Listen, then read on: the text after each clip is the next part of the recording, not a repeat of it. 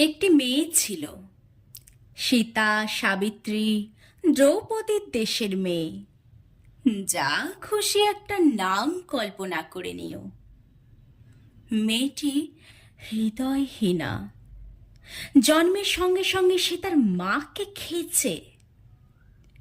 Doctor, আত্মীয়, পরিজন সবাই চেয়েছিল মাকে বাঁচাতে, অথচ মা বাঁচেনি। মেয়ে বাঁচল।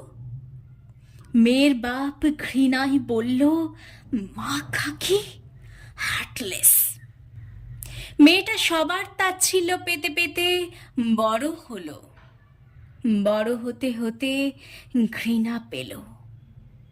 ঘৃণা পেতে পেতে ইউক্যালিপটাসের মতো নিষ্পৃহ হয়ে রইল। দাদু বলতেন হার্টলেস, দিদিমা বলতেন হার্টলেস, প্রতিবেশীরা বলতো হার্টলেস।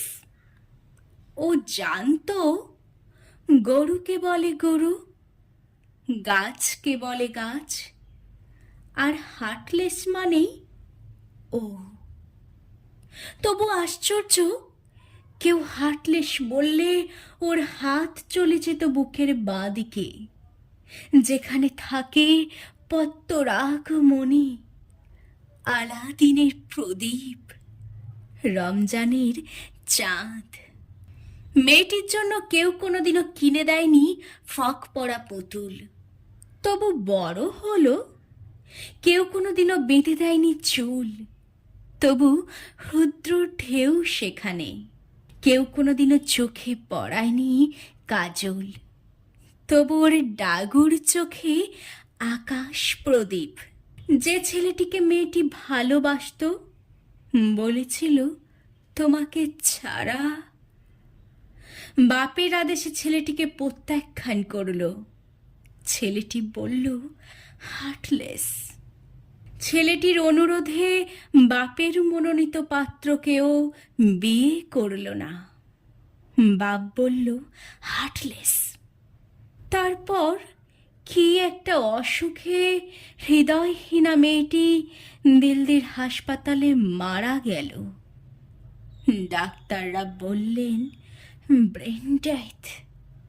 তারা দেখলেন মেয়েটির হার্ট আশ্চর্য রকমের সচল ও সক্রিয়।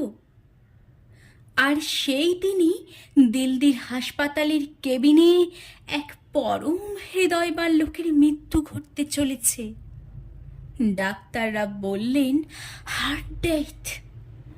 দুপক্ষে সম্মতি নিয়ে হৃদয়হীনা মেয়েটির হৃদয় হৃদয়বান লোকটির প্রকোষ্ঠে স্থাপন করা হলো। লোকটি বেঁচে উঠলেন। মেয়েটি জন্মেছিল হৃদয়হীনা হয়ে। আর ওকে দাহ করবার সময় ডোমদেরও নজরে পড়েছিল মেয়েটির হৃদয় নেই। মেয়েটি হার্টলেস। মেয়েটি হার্টলেস।